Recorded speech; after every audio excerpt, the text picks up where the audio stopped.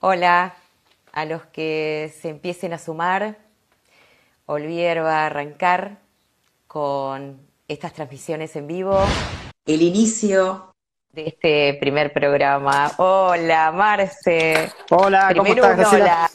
hola. Hola, soy biólogo. Me gradué como biólogo molecular y después encaré una tesis de doctorado. Y en el medio ahí empezó realmente a picar muy fuerte el bichito de la cerveza. Y bueno, hasta que un día tuve que tomar una decisión, ciencia o cerveza, y ganó la cerveza, ¿no? Que también tiene su ciencia y yo creo que van de O- la mano, y sobre todo en tus decisiones, ¿no? Pero Obviamente, sí, obviamente y también eh, yo creo que unió una parte que a mí me apasiona, que es la parte productiva, con la ciencia también, que eso fue muy bueno, ¿no? y con el placer, porque uno nunca se tiene que olvidar que la cerveza en la vida, por lo menos de los que la amamos, es una amiga, es una excusa para unirse, para juntarse, para compartir. Y dentro de tu profesión la enalteces porque llevas a ese producto a lo más alto. Así que vamos a empezar con este caminito. Hay un viaje a Alemania que para vos ancló muy hondo, ¿no? Sí, por varias cosas, ¿no? Yo cuando me recibí fue en el año 93, mi tesis de licenciatura fue en ese caso, no fue la tesis de doctorado, eso vino más tarde. Eh, me presenté una beca de intercambio estudiantil, una beca de una institución que se llamaba IAESTE, y me tocó Alemania, me tocó Colonia. Y yo caí de Colonia a trabajar en ese momento es un instituto que vendría a ser algo así como la NASA alemana, en el Ajá. Instituto de Medicina Aeroespacial. Yo en ese momento con 23 años, terminamos de trabajar a las 5 de la tarde y a correr a los bares, ¿no? Y encima empezamos en verano, ¿no? Claro, Eh, claro, y ahí es donde yo por primera vez supe que la cerveza no era lo que nosotros tomábamos en ese momento, lo que conocíamos en la Argentina, ¿no? Que había toda una ajá. historia detrás de la cerveza y que lo que nosotros veíamos en la Argentina era producto de una consolidación tremenda que había sufrido el mercado, ¿no? Y ahí es Ujú. donde yo por primera vez encontré la Kolsch, la Alt, me encontré con la Guinness, los pub irlandés. Tomé una de trigo, una Hefeweizen, que en ese momento no tenía ni la menor idea Te voló que la era. cabeza, Me como voló la dicen los chicos. cabeza. Claro. Lo peor es que me fui a ese lugar y nunca supe después qué había tomado, ¿no? Hasta años después Claro. que pude asociar ese flavor, ese sabor, y pude saber que realmente era una Hefeweizen, ¿no? Pero lo que más me atrajo es algo que mencionaste vos, la parte social de la cerveza, ¿no? Imagínate con Claro. estudiantes de 23 años, todos juntos después a tomar a los bares. Fue fantástico, fue un viaje muy lindo. Estábamos en Colonia, ahí se toma Kolsch, nos tomamos un tren para ir a Ay, tomar qué Alt. rica que es la col. Sí. Y después nos tomamos un tren para ir a tomar una Alt a Düsseldorf. Y después el segundo bichito pegó en el año 97. Estábamos un día en el laboratorio que la pasábamos bárbaro, la verdad, se trabajaba mucho, dirigido por el doctor Marcelo Rubinstein. Y Marcelo un día y me dice, yo cuando estuve en Estados Unidos haciendo mi postdoctorado, hacíamos cerveza en casa. Y ahí es como que se me vino toda esa Claro, vivencia de Colonia y dije, ¿cómo es eso? ¿Cómo es eso? claro, Para, claro. explícame.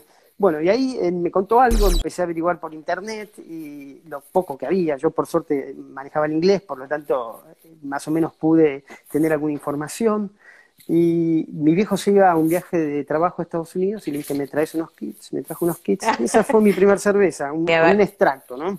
Estuve en Chicago visitando una empresa que me llevó a conocer muchos brewpubs que vendían equipamiento. Me fui a una conferencia en San Francisco que se llamaba Brewpub Conference, que ya no existe más.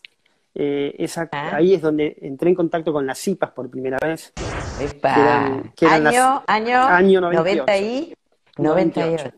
Eso Mm. eran, esas IPAs eran, imagínate, no estaban los lúpulos hoy aromáticos que hoy tenés, no eran básicamente a base de Centennial y Cascade, era eso, ¿no? Claro, Pero también me voló claro. la cabeza eso, Y obviamente, ¿no? sí, De hecho, porque ahí aparecía un ingrediente que no estaba tan claro, puesto, por lo menos en lo que nosotros teníamos acá en el mercado, supongo claro. yo. De hecho, Mm. me entusiasmé tanto que espero que no escuche a mi mamá, pero fue una de las pocas borracheras, creo que la única borrachera que tuve en mi vida. En realidad me sentí muy mal, y me perdí un día de conferencia, básicamente. Eh, Bueno, suele pero pasar en el ambiente cervecero eso, en las fue, charlas, cuando los ves llegar con los anteojitos totalmente fue destruidos, ¿no? una persona se me pone a hablar y yo le digo, soy argentino, y me dice, ¿conoces a Brad Page? Yo no tengo ni idea quién es. Es un americano que fue uno de los iniciadores del movimiento cervecero acá, que está en la Epa. Argentina ahora desarrollando el negocio. Y bueno, esa persona que yo le perdí el rastro, me puso en contacto, le pasó mi información a Brad, y cuando llegué a la Argentina, Brad me contactó a mí, ¿no? Entonces, Ah, eh, y Brad fue una especie de mentor para mí en el área cervecera, ¿no? O sea, ajá. él me enseñó, yo, y formamos una sociedad, después me terminé asociando a él, ¿no? Hay una historia también con el tema de Buller que apareció en el medio, pero yo me terminé asociando con él. ¿Cómo sigue esta historia? ¿Aparece ya cervecerías con otro porte que te piden que te incluyas, Bueno, que formes claro. parte del equipo? Bueno, el tema fue así, con Brad, yo la primera vez que me senté con Brad fue a decirle, quiero hacer un brewpub en Buenos Aires. Ajá. Y empecé a trabajar en función de eso con él, ¿no? Pero paralelamente llegó el proyecto de Buller a manos de él.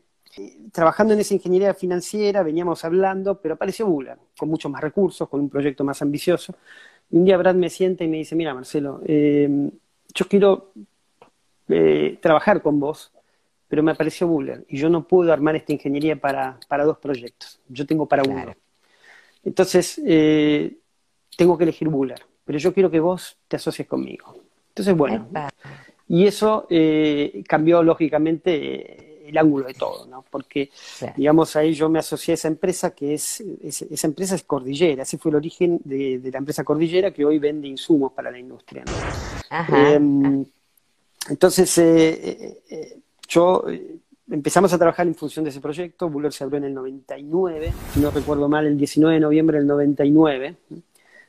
Bueno, esos 6 meses para mí fueron increíbles, ¿no? Qué Defendí la tesis de extraordinario. doctorado.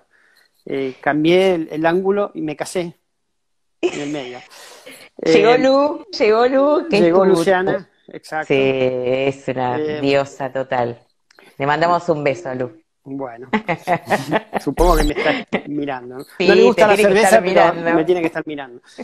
Sí. Vos sabés que una anécdota con ella, ¿no? Porque lo increíble es que yo la conocí también el día que abrí mi primera cerveza. Epa. Y creo que 2 semanas más tarde la llevé, no, ese mismo día, el primer día que salimos solos. Ya dije, a Ajá. esta chica la voy a impresionar.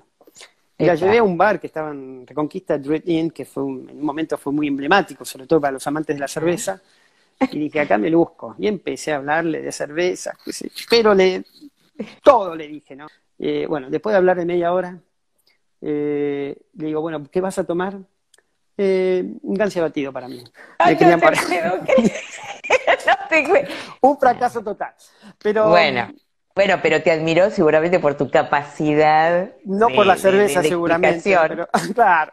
Y tu luquete, y se tu comió, luquete. se comió toda la explicación, pobre. Pero bueno, y en ese momento también apareció el primer club de cerveceros caseros.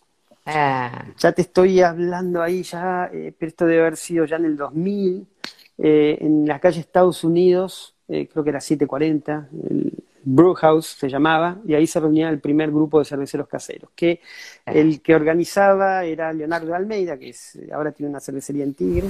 De repente me hice un tiempo, me escribiste un artículo, escribiste algo, y yo en ese momento me di cuenta que los cerveceros, los pocos que iban al club, pensaban en litros. Por ejemplo, ellos querían Ah, 20 litros para el fin de semana. Entonces, pensaban en litros. Entonces, y no hacían el cálculo de la receta. Entonces, las cervezas normalmente quedaban diluidas y desbalanceadas con el amargor, ¿no? Entonces, yo dije, voy a preparar una receta que diga cómo preparar una receta. Y ajá. entonces inventé una receta hipotética, pero usando los ingredientes a los que nosotros teníamos acceso. En ese momento conseguíamos Malta Pilsen, que la pedíamos normalmente, por favor que nos regalen a las malterías, porque te vendían 28 toneladas o nada. Claro, Eh, claro. Lúpulo Cascade del Bolsón, que eso sí era lo más fácil de conseguir. Y la levadura, yo normalmente la sacaba de Buller. O sea, cosechaba levadura, la ponía en unos tubitos que en ese momento llamaban tubos Falcon, que eran de laboratorio, las ponía ahí y las llevaba al club, ¿no? Que era una cepa de la Chico Ale, la que vendría a ser, Ajá, sí, que ajá. es el Chico Ale, US05, es ese tipo, un perfil neutro. Entonces hice una receta con esos ingredientes. Y le puse dorada pampeana.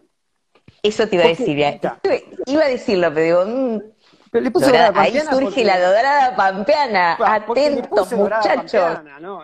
Pero eso, lo que hizo esa receta fue quizás formalizar un poco lo que venían a hacer los cerveceros. Qué Pero todo el buen mundo, nombre. Mm. ¿qué se me ocurrió? Yo estaba No, pero convaleciente en ese escúchame, es una imagen. momento. Es una imagen perfecta. Es Y, perfecta, me encantó. bueno, y a partir de eso los cerveceros usaron ese documento, que era un documento chico, digamos, como para empezar a producir, a corregir las recetas, ¿no? Y Ajá, bueno, y ajá. eso generó una línea como para que después se fuera perfeccionando ese estilo, ¿no? Que hoy figura en el BJCP y en Wikipedia también está, una cosa... Sí, no, bueno, bueno, Eh, acá estamos encontrando otro de los puntos de dónde vienen las cosas, ¿no? Que ujú. es importante a la hora de cuando uno los nombra, cuando uno hace, bueno, es importante. Pero por esa época también tengo de vuelta un contacto con, no te digo con la ciencia, pero sí con un instituto, que es el Instituto, Instituto de Investigaciones Tecnológicas de la Universidad de San Martín. Querían armar una escuela de cervecería, ¿no? Ajá, Bueno, ahí caí yo. Y empecé a hacer cursos ahí en la universidad. Había en ese momento un periodista que llamaba Daniel Arias, yo después nunca más hablé con él, me hizo una entrevista que salió en la revista Viva. qué padre, era Eh, importantísima esa revista. Él era un fanático Era, de la cerveza, era sí, importantísima. Bueno, sí, sí, llené, sí, sí, creo sí. que al día siguiente creo que llené 4 cursos en medio día, ¿no? Fue una locura, fue una locura. Y así empezaron los primeros cursos básicos de elaboración. Muchos pasaron por esos cursos del CATIF y después también, bueno, ahí formamos un equipo que realmente fue increíble, ¿no? Estaba mi mano derecha en ese momento era Mariano Tizone y también ahí se incorporó ese equipo Diego Perrota. Ah, Dieguito que está atento, está ¿Está por atento? acá Está por saludando. ahí. Bien. Sí. Y después también estaba Lorena Runati, que después, Ah, bueno, Lorena me suena. terminó, no, creo que no terminó vinculada a la cerveza, y Marcos Ragoni también, que está con Cerepis Ah, ahora. Y también durante los cursos del CATIF conozco a mi socio actual de Otro Mundo, ¿no? Conozco a Pablo Facio, ajá. que se me aproximó una vez, yo siempre le digo, realmente no me caías bien en el curso. Y terminamos hablando de un proyecto, pero también era como que navegábamos sobre situaciones escenarios muy complicados, ¿no? ¿Dónde sacamos la plata, qué sé yo? Hasta que, bueno, se me ocurrió también buscar una cervecería y tratar de armar un proyecto con alguien que nos produzca la cerveza, manejar una marca. Y así es como tratamos de acercarnos a la cervecería San Carlos. Eso fue en el año 2003. Pero en ese interín yo armé algunas plantas de cervecería con un taller en Suipacha, me iba 2 veces por semana a seguir la construcción de los equipos. Realmente, y ahí salió también un equipo de un emprendimiento que bueno, que duró, que fue a Villa Langostura, en ese momento era una especie de nave espacial. Ricky Moape lo conoce bien, y realmente ahí en Villa Langostura lanzamos una cervecería. Digamos, yo era dueño de la cervecería y después la otra parte era el dueño de un restaurante, Osvaldo Tarquini, que lamentablemente falleció hace 2 años, y su esposa, Betty, bueno, su esposa sigue allá en Villa Langostura, y realmente fueron de las mejores cervezas que yo creo que hice yo. Fueron muy lindas cervezas. Ahí me iba una vez por mes a Villa Langostura. Me acuerdo que un día, una anécdota también, yo iba, traía cosas, ¿no? Y un día estoy en el aeropuerto de Bariloche, me llevaba lúpulo de Villa Langostura a Buenos Aires, no sé por qué. Lo meto, y en vez de despacharlo, lo pasé por los rayos X. Y No. bueno, ¿qué es esto? Lúpulo. Entonces, lo abren y se empiezan a hablar entre ellos y enseguida viene un equipo de policía No. aeronáutica con un No. maletín que decía detección de sustancias peligrosas o sospechosas, no sé. No. Yo me acuerdo. Un Dios, tubito qué acá, otro momento. tubito acá, cosa acá, ponen un pellet. Primero me abrieron la bolsa y dije, no me abras eso que pierde el vacío. Ah, lo tengo que abrir. Bueno, me tiran Chao. el pellet rojo, así, ¡blum! Yo, ¿qué es esto? No, Y se miraban no, todos, entre no, ellos, no, ¿qué es no, esto? no, no. Yo, Mortal. y uno dice, esto es positivo hasta la manija, ¿no? Sí, Vos sabés que yo no sé, pero no te aparentemente puedo creer. el lúpulo es No, pariente de la no. marihuana y probablemente detectaban un Y son análogo o algo hermanos, parecido, son sí, hermanos. algo parecido al Son THC. Bueno, Claro, y lo vamos a hacer de claro. vuelta. Y para Ah, repetirlo, digamos, la contraprueba. Lo ah, hacen no te puedo. positivo. y yo estaba encima con un colombiano al lado mío, que había No. venido a que yo lo capacitara. ¿Qué tipo? Le parecía gracioso la situación, hablaba en colombiano y encima sacaba fotos, ¿no? Yo decía, o sea, se conectaron todos, yo ya me veía ahí en Bariloche, el fin de semana preso. Bueno, una situación muy engorrosa porque estaban todos los pasajeros ahí mirando al narcotraficante. Eh, la cuestión es que vino una persona de policía aeronáutica en ese momento que conocía felizmente el lúpulo, era de la zona, y conocía el lúpulo, lo olió, lo vio y dijo, no, esto es lúpulo, anda tranquilo. Esto es lúpulo y no tiene nada que ver con ninguna sustancia. Moraleja, nunca más pase lúpulo por un aeropuerto. La levadura había empezado en el CATIF, ¿no? Y un poco por mi formación, Claro. yo siempre, la parte de fermentación y levadura, yo siempre me apasionó, ¿no? De hecho, algunas cositas hacíamos en el CATIF. Pero cuando terminamos el CATIF, yo estoy en una feria en Labrau de Brasil, me había ido para allá, y me encuentro Ajá. con Weyermann, que era proveedor mío, y me dicen, che, hay una empresa francesa que vende levadura seca. Y yo digo, bueno, está bien, poneme en contacto, sí, encantado.